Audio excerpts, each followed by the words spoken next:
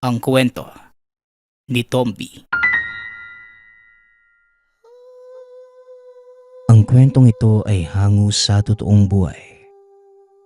Mula ito sa isa nating tagapakinig na itago na lang natin sa pangalang Jmar. Taong 1949, probinsya ng Naga. Balikbayan si Jmar nang mangyari ito sa kanya. Galing ito sa syudad kung saan kinupkup siya ng tiyahin upang makapag-aral. Mahirap ang buhay ng pamilya ni Jmar noon. Kaya napagpasyahan ng ina na isama ito sa tiyahin upang maging katulong. 5 taon na rin ang nakalipas nang huling nakita ni Jmar ang ina at mga kapatid. Sabik itong masilayan muli ang pamilya at makwento ang mga nangyari sa loob ng ilang taon. Nagpaalam si Jmar na mananatili ng 1 linggo sa pamilya. Pumayag naman ng tiyahin. Habang umaandar ang bus, nadadaanan nito ang dating mga pinaglalaroan nila noong kabataan. Mga masasaya at hindi malilimutang pangyayari noon. Habang nagbabalik tanaw, may napansin si Jmar na isang balon. Ngunit bago niya pa ito mapagbasdan ng husto ay madaling nakaalis ang bus. Makalipas ang ilang minuto, huminto na ang sasakyan at nagbabaan na ang mga pasahero. Bitbit ang mga pasalubong pumunta ito sa dating tahanan. Malugod naman siyang binati ng ina at mga kapatid. Napatingin si Jmar sa malaking larawan ng yumaong ama. Nalungkot ito at naisip na mas masaya siguro ang pamilya kung hindi lamang naaksidente ang ama at binawian ng buhay. Nang gabing yon, lumabas munang mag-isa si Jmar. Naalala ang mga panahong dito pa naninirahan at masayang panahon. Bagamat mabait naman ang tiyahin, hindi naman ikakaila ni Jmar na hindi niya ramdam na pamilya siya nito. Medyo mahirap mamuhay sa bahay na hindi mo matatawag na tahanan, kung saan buong araw kang pagod, ngunit walang pasasalamat na matatanggap. Dahil para sa kanila, palagi itong parte ng trabaho mo. Kaya naman nalungkot si Jmar na hindi siya maaaring manatili sa dating tahanan at kailangang makipagsapalaran at magtiis muna para sa kinabukasan. Hanggang sa napatigil sa pag-iisip si Jmar nang may makita na tumakbo sa gilid ng mga mata. Kagad siyang napatingin sa direksyong yon at nag-alala dahil akala niya ay may nanloob sa tahanan. Kagad nagmasid si Jmar at sinuri ng mabuti ang lugar. Makalipas ang ilang minuto, wala namang kakaiba. Inisip na lamang ni Jmar na guni-guni lamang niya ang nakita. Upang makasigurado, dinoble na lamang niya ang kandado ng tahanan. Kinabukasan, nakipagkwentuhan siya sa mga kapatid at nabanggit ang balon na nakita habang nakasakay sa sasakyan. Nga pala, ngayon ko lang nalaman na may balon pala dito sa bayan. Bagong gawa lang ba yun? Tanong ni Jmar. Balon?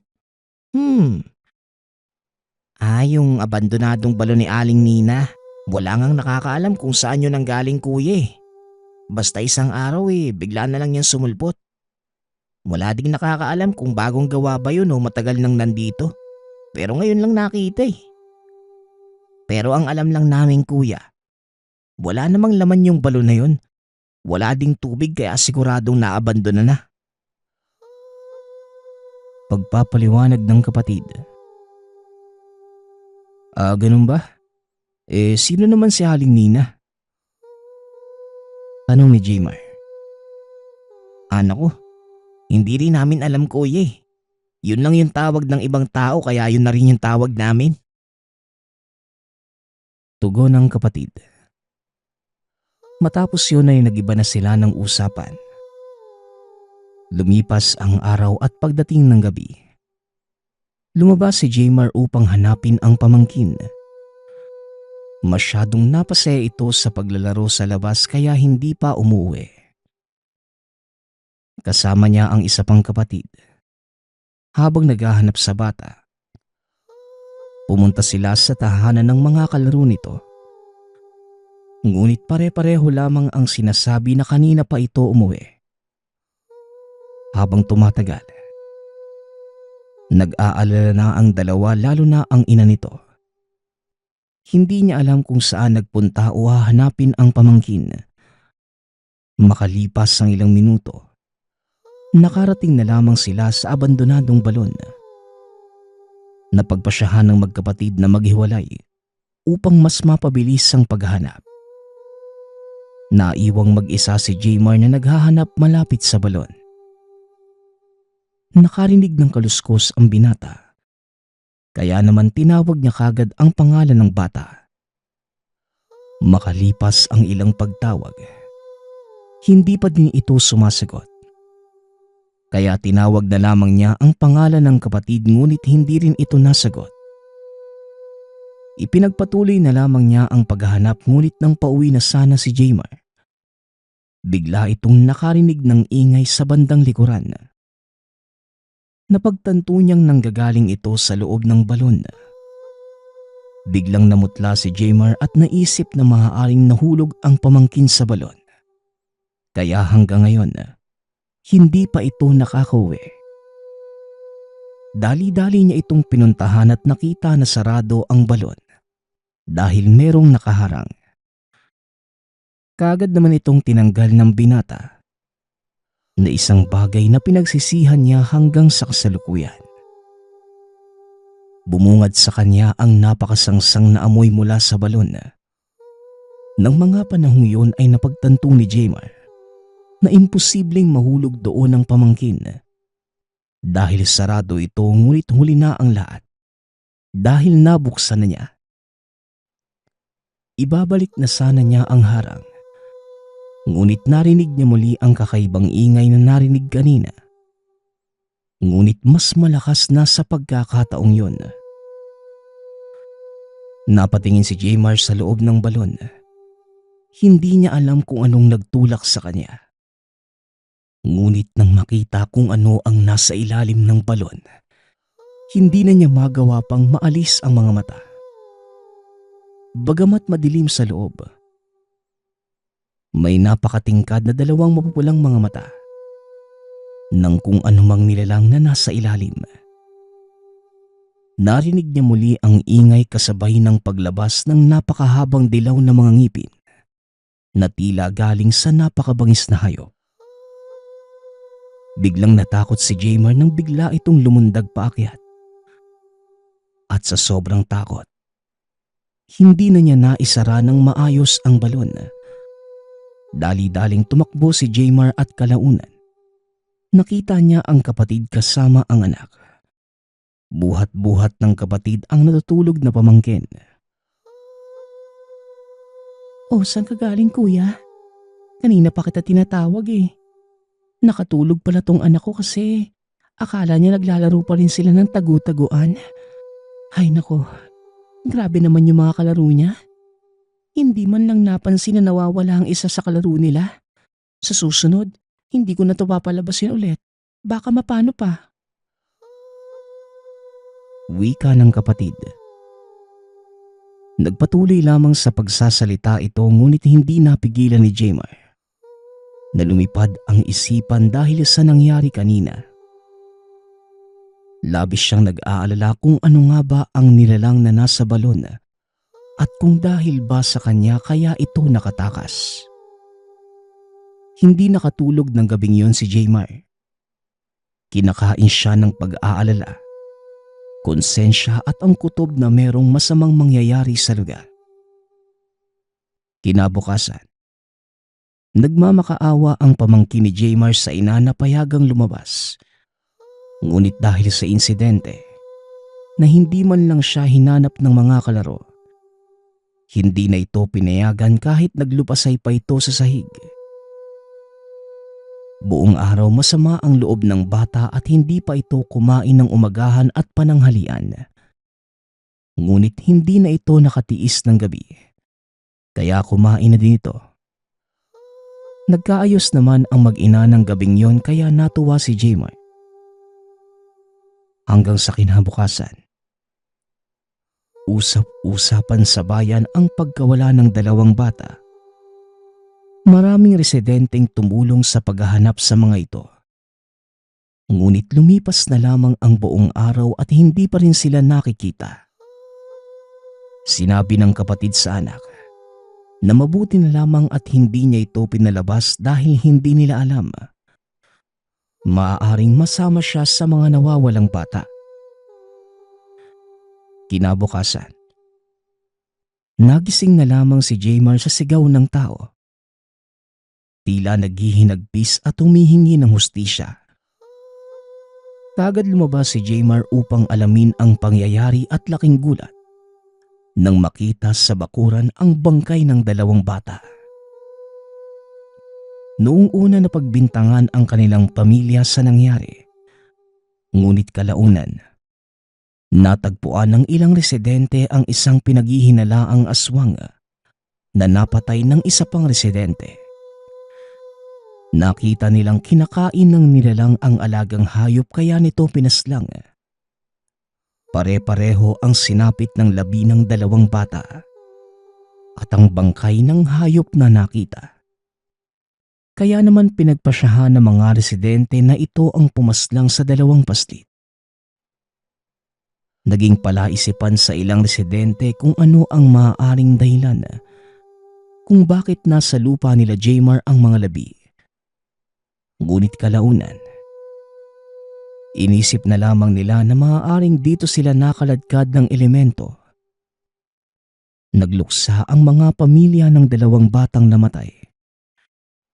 Nakikiramay ang pamilya nila Jmar. Lubos na humihingi ng paumanhin at tawad ang kapatid dahil hindi man lang niya nakita o narinig ang pangyayari. Paulit-ulit namang sinabi ng pamilya na hindi nila ito kasalanan. Ngunit alam ni Jmar, sa kaloob-looban niya, na siya ang dahilan ng pagkamatay ng dalawa. Dahil hindi niya naisara ng maayos ang abandonadong balon. Nakauwi na si Jmar sa tiyahin at mula noon, hindi na ito nagreklamo pa.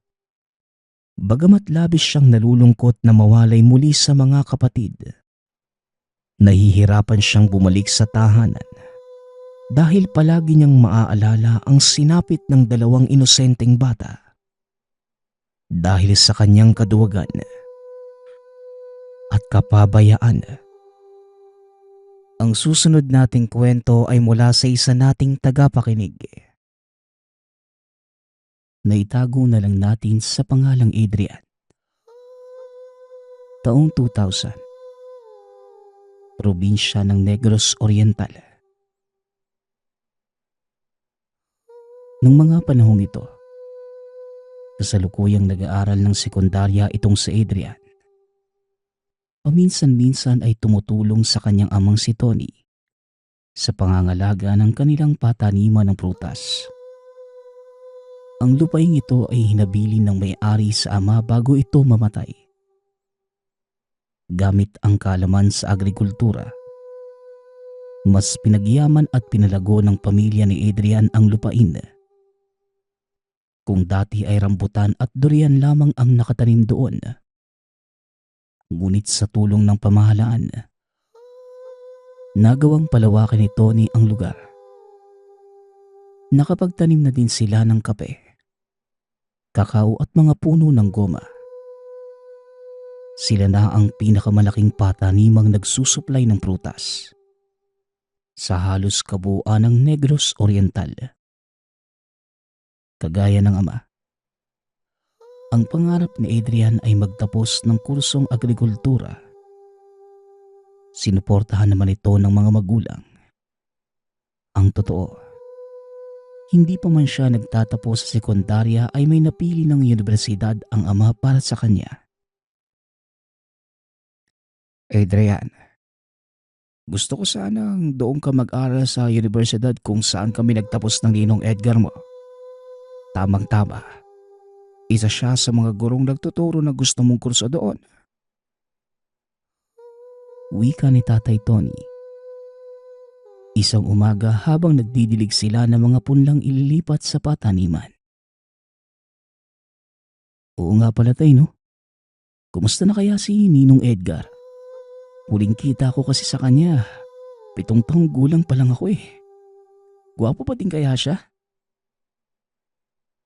Pabirong tanong ni Adrian. Masayahing bata itong si Adrian. May pagkamaloko din ito at ang kadalasang biktima ng kalokohan niya. Si Tandang Mael noong nabubuhay pa. Isa si Mang Mael sa humubog ng pagkatao ni Adrian. Itinuro nito sa binata ang lahat ng kaalaman niya sa lihim na karunungan. Alam na matanda na darating ang panahon. Magagamit niya ito lalo pa na ang mundong ginagalawan niya. Kabilang sa mundo ng kababalaghan. Alam ni Adrian na ang ninong Edgar niya, isang aswang. Alam din ito ang nangyari noong mga panahong sanggol pa lamang siya. Minabuti ng mga magulang niya na ipaalam sa kanya ang lahat para hindi siya magulat pag dumating ang panahong makaharap niya ang mga nilalang hindi nakikita ng pangkaraniwang mga mata. Alam mo anak, hanga ako sa ninong Edgar mo eh. Siya na nga yata yung pinakamatapang na taong nakilala ko. Biruin mo, nagawa niyang lampasan yung pagkagutom sa dugo ng tao. Oo, aswang siya. Pero kahit kailan, hindi siya tumikim ng dugo ng tao. Pagpapaliwanag ni Tatay Tony. Nang mga oras na yon, tumatak sa isipan ni Adrian na kakaibang tao ang ninong Edgar niya. Kaya naman halos hilahin niya ang mga buwan para makapagtapos na siya sa sekundarya at makapag-enroll na sa kolehiyo. Hanggang sa dumating na ang araw na pinakihintay ni Adrian. Sinamahan siya ng ama papunta sa universidad at sinalubong naman sila ni Ninong Edgar. Kagad namang si Adrian nang makita niya ang ninong. Aba paring Tony, mabuti at maaga kayo nakarating. Unang araw ng enrollment ngayon kaya siguradong marami ang tao. Tara doon muna tayo sa kantin na makapagmerienda ng inaanak ko. Wika ni Edgar. Nakatitig lamang sa kanya si Adrian. Napansin naman niya ito kaya kagad niyang pinuna.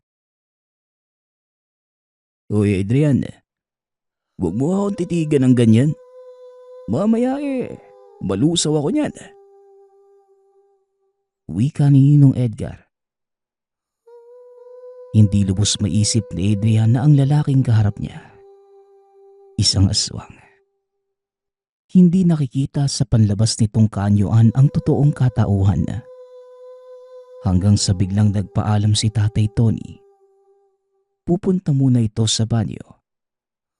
Nagkaroon ng pagkakataon ang binatang kausapin si Ninong Edgar.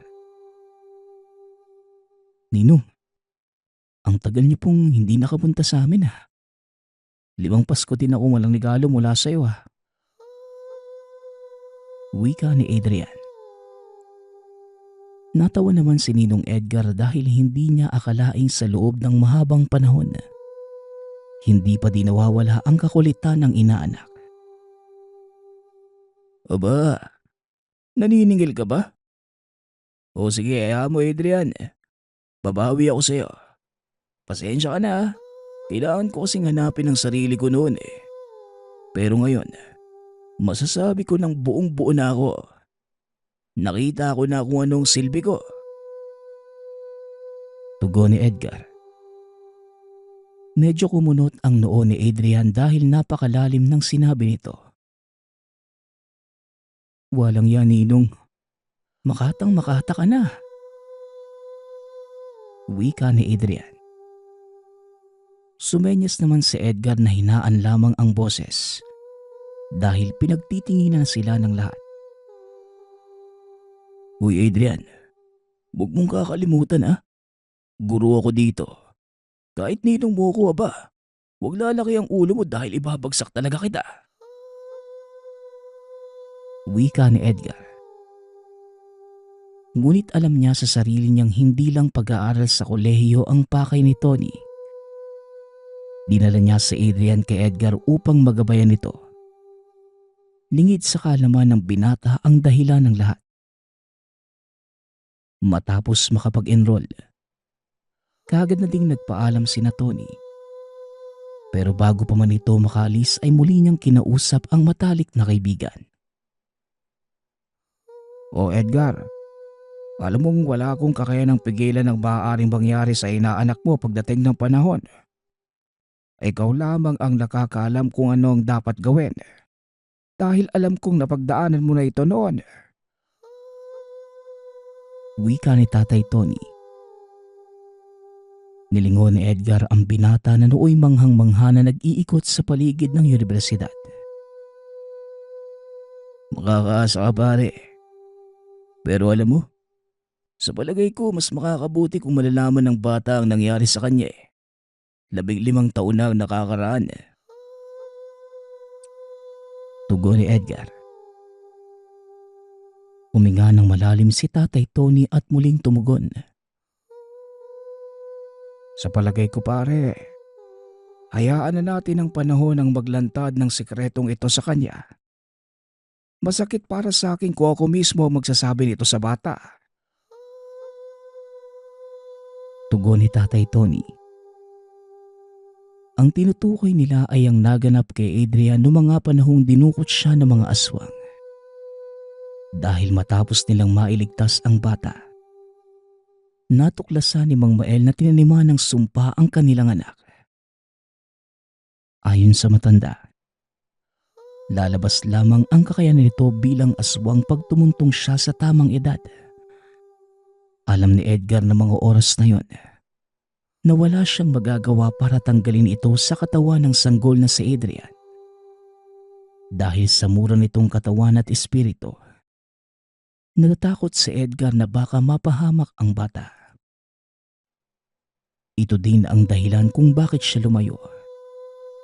Sinisisi niya ang sarili sa nangyari. Dagdag mo pa na wala siyang nagawa para pigilan ito. Hanggang sa dumating na nga ang pasukan. Sobrang saya ni Adrian habang nagkakarga ng mga kagamitan sa sasakyan. Ihatid siya ng ama dahil doon ito mananatili sa loob ng campus kasama si Edgar. Oy Adrian, makinig ka sa ninong mo. Huwag kang pasaway doon, sige ka. Baka gawin kang palaman sa tinapay nun. Wika ni Tatay Tony. Kagad naman siyang niyakap ng binata at tumugon. Huwag na po kayong mag-alala tay. Hindi ko po pasasakitin yung ulo ni Ninong. Pero hindi ko po mapapangako Baka kasi hindi ko mapigilan kapag mapagtripan ko din siya Tugon ni Adrian. Likas sa bata ang pagkapilyo. Kagaya ng nabanggit sa unang bahagi ng kwento. Ang kadalasang nabibiktima ng kapilyuhan ay si Mang Mael at ang pamangkin nitong si Mio. Huwag mong gagawin yan sa ninong mo, Adeng. Pag nalaman ko, malilintikan ka talaga sa akin. Wika ni Nanay Ara. Kagad naman niya itong nilapitan at niyakap. Matapos ay nagpaalam siya sa mga ito. Ngunit lingid sa kaalaman ni Adrian na ang unang araw niya sa paaralang yun ang siyang naging daan upang matuklasan niya ang mga kakayanan. Pagkarating sa mismong campus, kagad siyang dinala ni Edgar sa matutuloy ang silid. Sinabihan din siya nito na matapos maayos ang mga gamit, punta sa opisina upang kunin ang kanyang mga libro. Sinunod naman ito ng binata. Ngunit nahirapan siya sa paghahanap ng tanggapan ni Edgar. Ilang minuto siyang nagpaikot-ikot sa buong universidad. At habang nag-iikot ay napansin niya ang isang grupo ng mga estudyanteng nakaupo sa damuhan. Marahan siyang dumaan sa harap ng mga ito. Nakita niyang may isang malapad na papel na pinapaikutan ng mga ito. Medyo mapuno at liblib na ang lugar na yun. Kaya naman walang masyadong taong nagpupunta sa lugar. Nang makalapit na siya sa mga ito, nanlaki ang mga mata dahil isang pentagramo ang nakaguhit sa malapad na papel. Alam ito ni Adrian dahil minsan siyang naging mag-aaral ng isang manggagamot sa katauhan ni Mang Mael. Napansin niyang nakatitig sa kanya ng masakit ang mga kabataang yon na halos sing edad lamang niya. Napahinto ito at tinitigan din ang mga yon. Nang biglang tumayo ang isa sa kanila at lumapit sa kanya. Anong ginagawa mo dito? Hindi mo ba alam na bawal pumasok dito? Wika ng babaeng tawagin na lang natin sa pangalang Carla. Dahil likas kay Adrian ang pagkapilosopo ay sinagot niya ito. Oo bawal pala eh. Bakit kayo nandito? Tugon ni Adrian. Ngunit lumapit sa kanya ang isa pang binata at kagad siyang kwinelyuhan. Aba pare, kabago-bago mo lang dito ang angas mo ah. Teritoryo namin to. Kaya kung ayaw mong kumalas ang kaluluwa mo sa katawan mo, umalis ka na dito. Banta ng nagngangalang Jess. Natawa naman si Adrian at dahil nakahawak ang binata sa damit, kagad niyang tinabig ang kamay nito. Alisin mo nga yung kamay mo sa damit ko. Sige, aalis na ako. Napadaan lang naman ako eh. Wika ni Adrian. Sabay lakad papalayo. Maayos na sana ang lahat. Kaso bigla muling nagsalita si Jess. Sa susunod na makita pa kita dito, papatayin na kita. Wika nito. Nalabis na nakapagpainit ng ulo ni Adrian. Dali-dali niya itong tinakbo at inundayan ng suntok. Tarantado ka pala eh. Sino ka ba sa akala mo? Wika ni Adrian. Sabay hatak sa kwelyo ng damit ni Jess.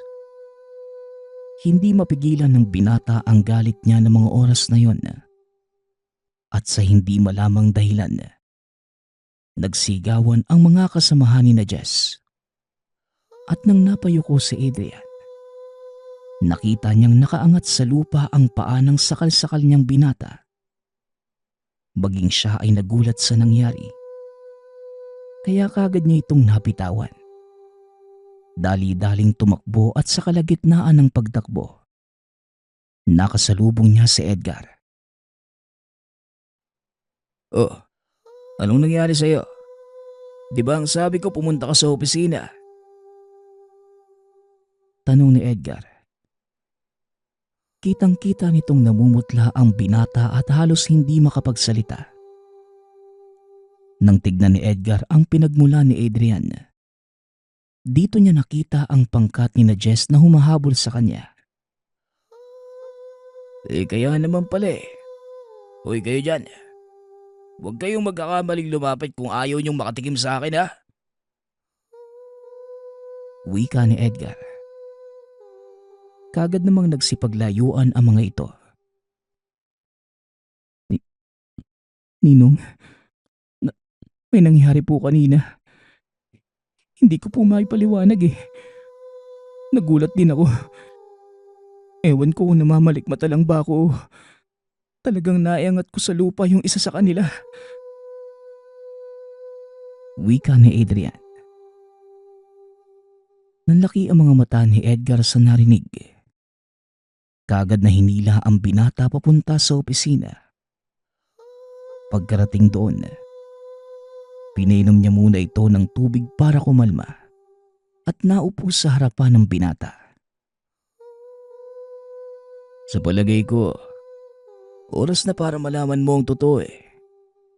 Alam kong maiintindihan ng tatay mo kung bakit ko sinasabi ito sa'yo. Wika ni Edgar. Walang pagdadalawang isip niyang sinabi ang nangyari kay Adrian. Hindi makapaniwala ang binata sa mga sinabi nito.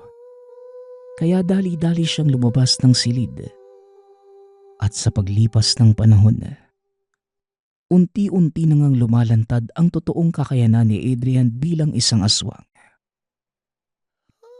Isa na nga dito ay nang minsan siyang tumutulong sa mga kaklase sa kanilang gawain. Nang aksidenteng masugatan ang isa sa kanila. Hindi malaman ni Adrian ang gagawin ng mga sandaling yun. Dahil pilit pumapasok sa pangamoy niya ang samyo ng sariwang dugo ng tao. Sa hindi maipaliwanag na kaganapan, tila nakaramdam siya ng biglang pagkagutom. Sakto namang patapos na ang klase ng mga oras na yon. Kaya kaagad na siyang dumiretso sa kantina para kumain.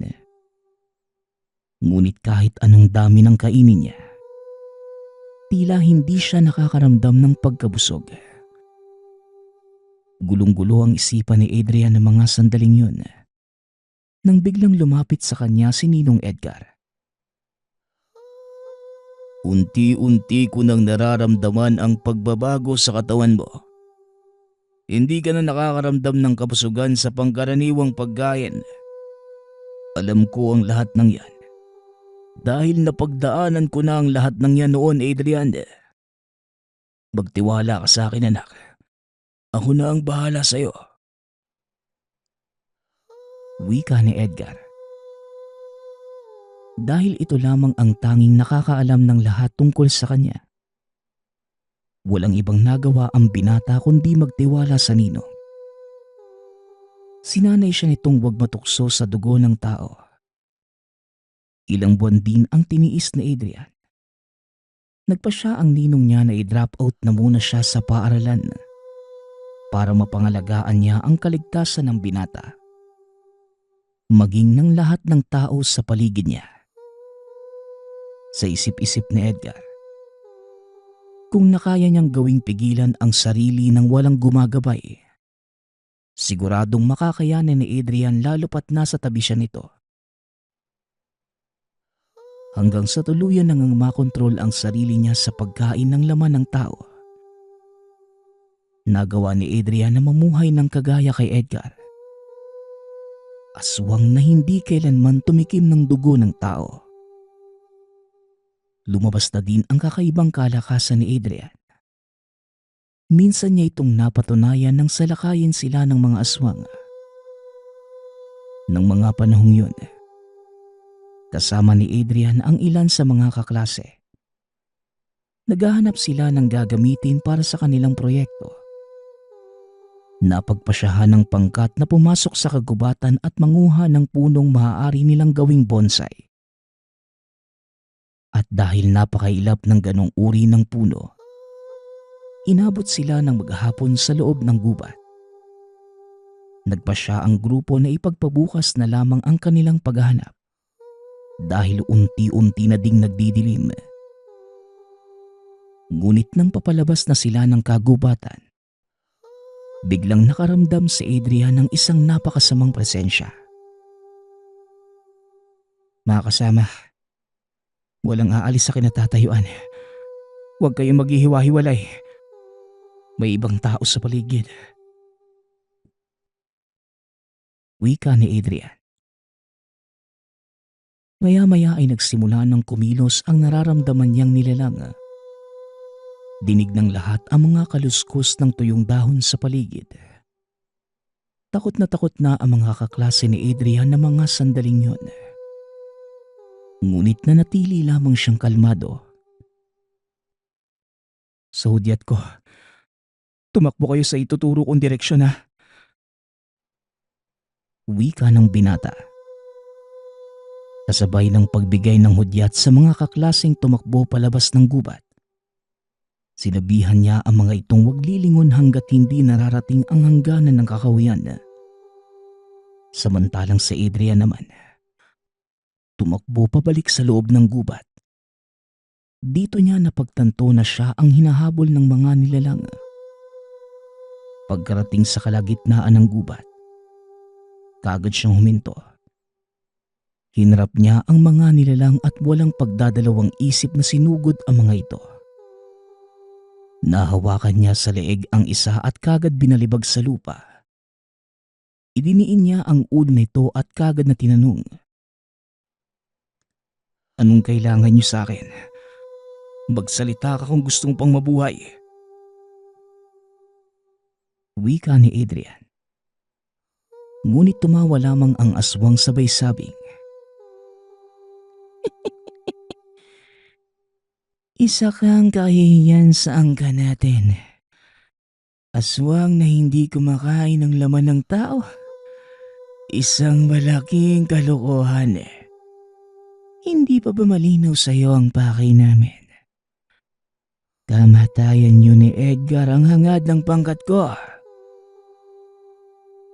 Wika nito sabay kawala sa pagkakadiin ni Adrian.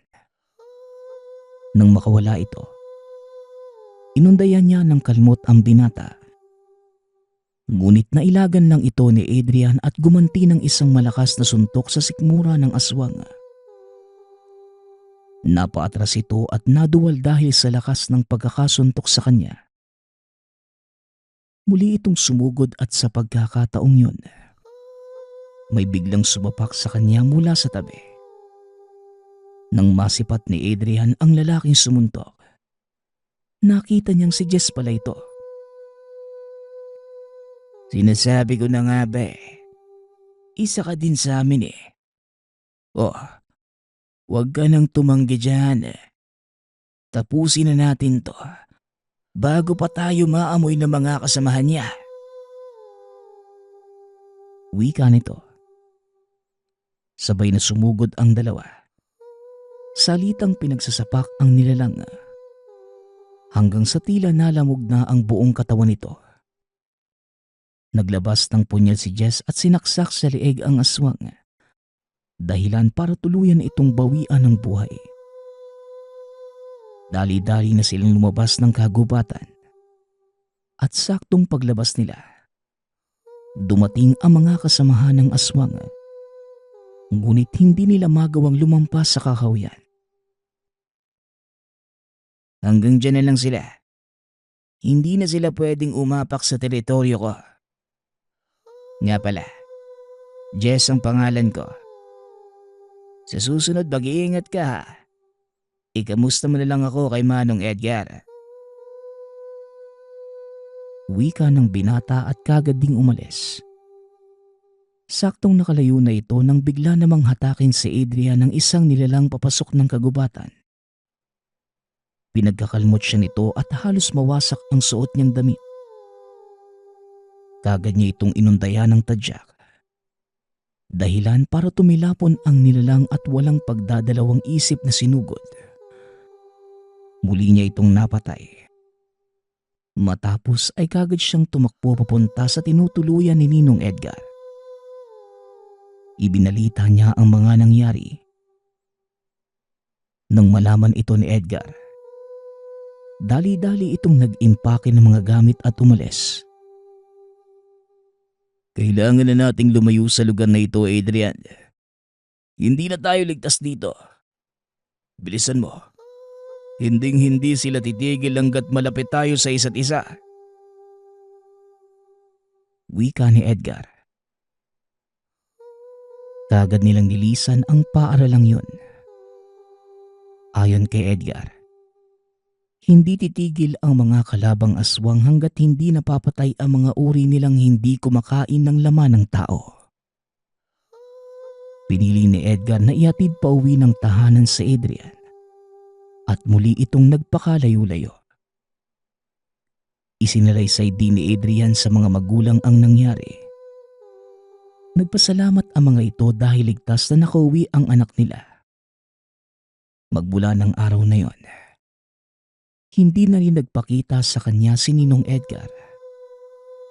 Ngunit ang iniwang kataga ng ninong ang tumatak sa isipan.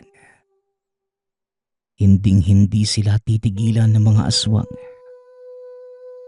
hanggat malapit sa isa't isa. Ang huli nating kwento ay mula sa isa nating tagapakinig. Naitago na lang natin sa panghalang Marites. Walang eksaktong taon. Probinsya ng Capiz.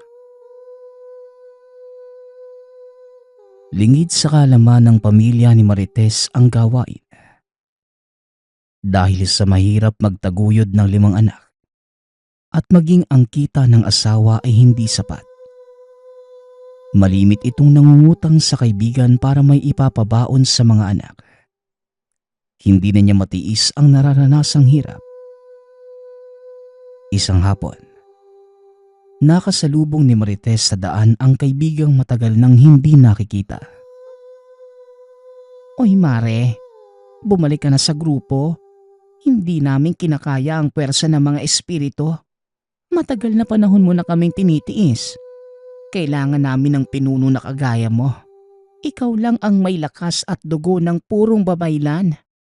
Pag-isipan mo Mare, maghihintay kami sa dating tagpuan."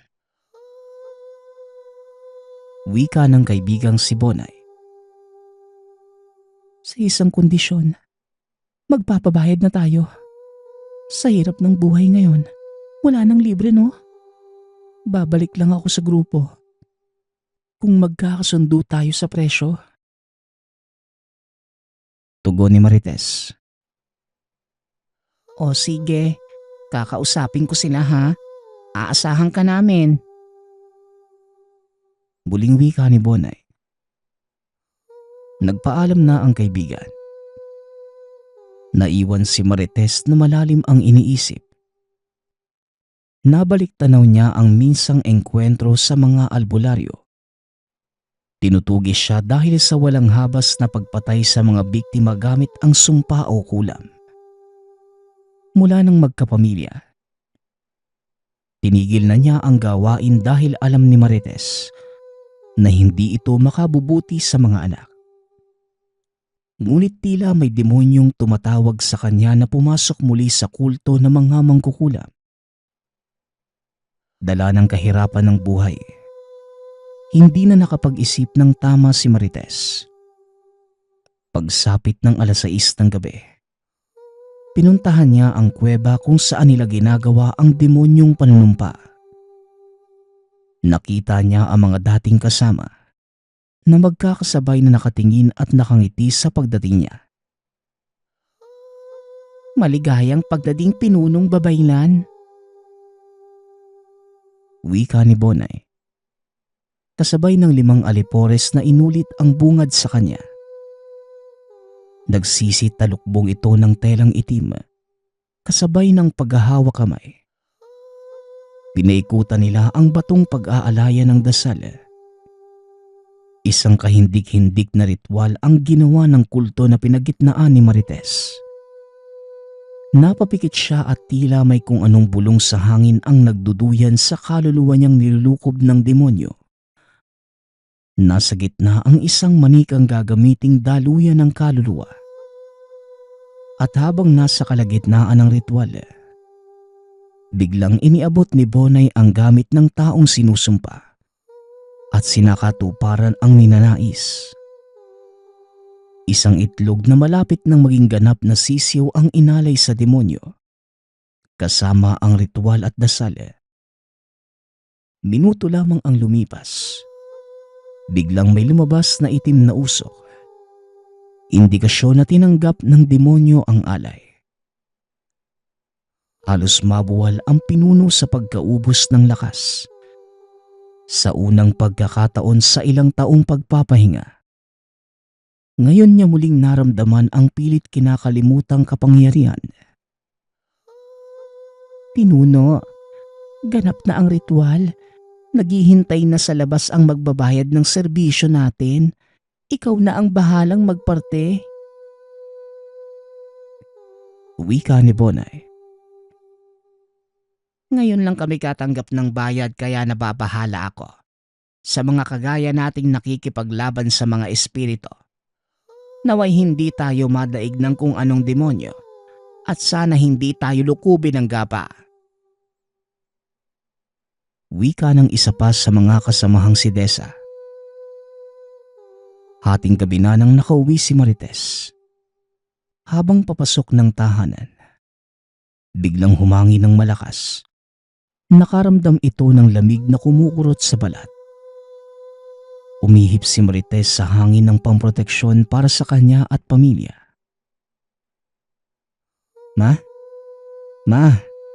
Gising po. Bakit dito po kayo natutulog? Hindi ka po pumasok sa loob? Tanong ni Reno. Nang makita ang ina na nakatulog sa labas ng tahanan. Umaga na pala. Napagod lang ako na kagabi. Siya nga pala. Eto, hatian mo si Jonah. Sensya na kayo kung nahuli na ang bayad sa matrikula nyo ha. Tugon ni Marites. Mama, ano po ang agahan? Maaga po yung pasok namin ngayon eh.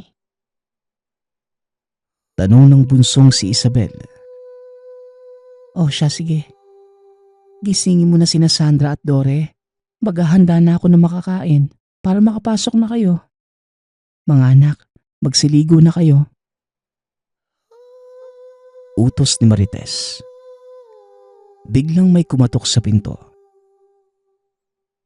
Magandang umaga. Wala bang yakap ang papa sa mga anak ko? Wika ng asawang si Bake. Nasorpresa ang mga anak sa biglaang pagdating ng ama. Yung tatay niyo, magmano kayo? Wika ni Marites.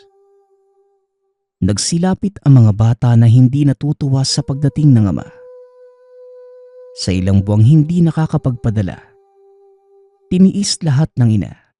Mairaos lamang ang pang-araw-araw ng mga bata.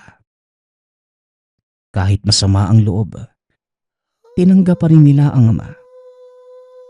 Ngunit sa paglipas ng araw, bigla itong nawala. Napag-alaman nilang may ibang babae pala itong inuuwian. Sobrang galit ang naramdaman ni Marites. Matagal na pala siyang niloloko ng asawa nang hindi man lamang niya nalalaman. Hindi na ito nagdalawang isip na ialay ang kaluluwa ng asawa sa demonyo. Walang pakundangan na piniling patayin ito sa pamamagitan ng kulam. Natagpuan na lamang itong patay sa bahay ng Kalaguyo. Halos lumuwa ang mga bituka sa bibig. Mama, ano pong nangyari kay Papa? Bakit po ganun? Sino ang gumawa nun sa kanya? Tanong ni Dore. Demonyo lamang ang may kakayanang gumawa nun sa tatay ninyo.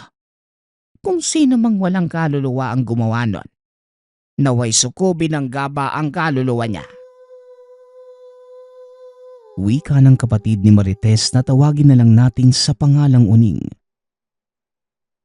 Tumutulo lamang ang luha ni Marites sa gilid. Hindi awa ang nararamdaman ng mga oras na yon, kundi labis na pagkamuhi dahil sa walang kwentang tao. Niyakap siya ng mga anak sa pag-aakalang nasasaktan ito sa pagkawala ng asawa. Sa pagpapatuloy ng kwento, nailibing na si Bake. Halos ilang araw lamang ay tinawag muli siya ng mga kasamahan. May taong magbabayad ng malaking halaga. Mapatay lamang ang kaalitan nito sa lupa. Ang hindi inaasahan ng grupo. Nakahanda ang kalaban. Ito pala ang magdudulot na matinding pagbabago sa kanilang mga buhay. Pinuno, handa na po ang mga alay. Wika ni Bonay.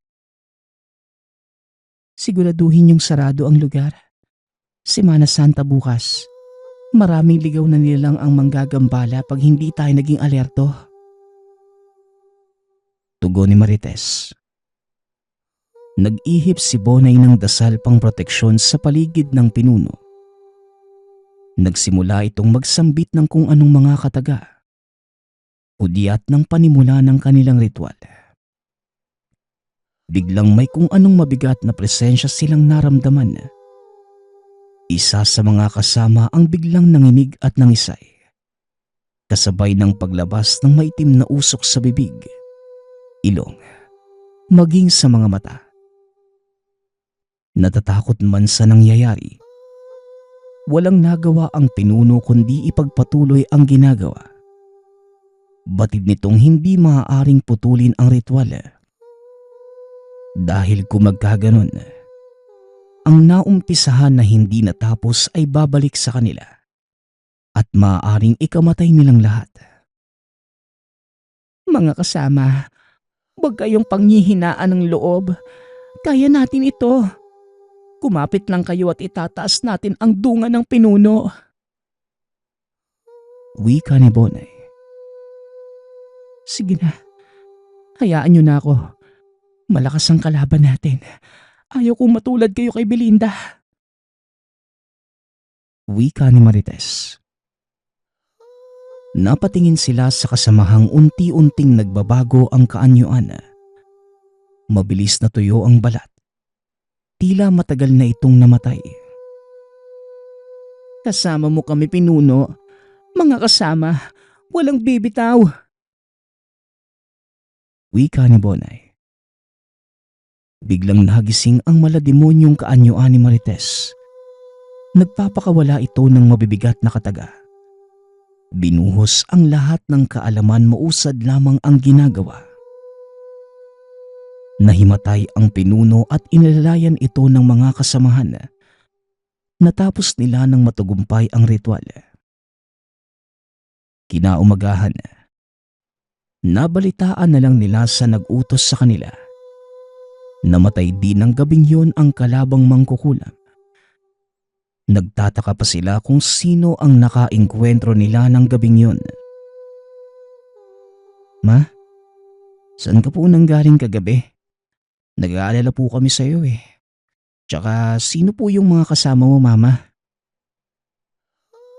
Tanong ni Reno. Wala anak. May tinapos lang kaming trabaho. Nanghihina na ako dahil sa puyat ha. Ilang gabi din akong hindi nakatulog. Siya nga pala anak. Dumaan ba ang tiya uning mo dito? Tugon ni Marites. Opo, kahapon po mama. Hinahanap ka nga at may importante daw sasabihin sa iyo eh. May binilin pong sulat. Wika ni Dore. Iniabot ng anak ang sulat ng tiyahin para sa ina. Nang mabasa ito ni Marites, kunot noo itong napaisip. Nagtataka kung bakit binabalaan siya ng kapatid at pinapapunta siya sa isang lugar. Sasapit na ang Biyernes Santo. Sa hindi inaasahang pagkakataon, pinagbigyan niya ang kapatid na umuwi sa luma nilang tahanan. Hapon, araw mismo ng Biyernes Santo, pinuntahan ni Marites ang lugar na nakasaad sa sulat. Isang sakay lamang naman ng habal-habal papasok sa lugar. Halos mawasak ang dati nilang tahanan dahil sa tagal ng panahong hindi natitirahan. Kamusta kapatid kong may lahi ng demonyo? Masaya ka ba? Masaya ka bang balikan ang masamang gawain na tinalikuran mo? Wika ni Tia Oning. Teka ate, ano po bang sinasabi ninyo? Ako? Demonyo? Ikaw pala? Ikaw pala ang nakalabang ko? Tugon ni Marites. Ba't magaling ka sa paratang mo?